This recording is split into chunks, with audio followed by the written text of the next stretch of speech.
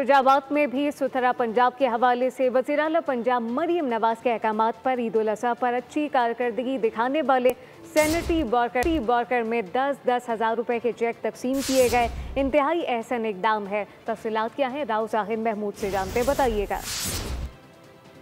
सुथरा पंजाब ऐसे sanitary worker ने ईद उल अज़हा पर जो अच्छी कारकर्दगी दिखाई है, तो वज़ीर आला पंजाब मरियम नवाज की जानिब से उनकी हौसला अफजाई के लिए 10-10 हज़ार रुपए के यहाँ पर चेक तकसीम किए गए हैं। मेरे साथ मुस्लिम लीग नून के साबिक वफाकी वजीर सैयद जावेद अली शाह मौजूद हैं। आइए इनसे बात करते हैं, क्या कहेंगे जिस मौके पर। बिस्मिल्लाहिर्रहमानिर्रहीम।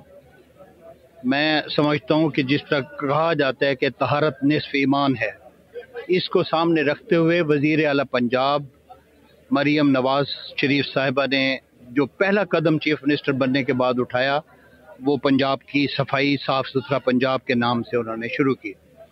आज आपको चप्पे चप्पे पर लोग सफाई करते नजर आएंगे।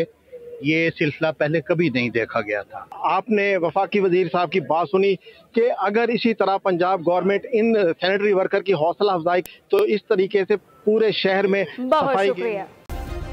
सब्सक्राइब करें और बेल दबाएं ताकि कोई खबर रह न जाए।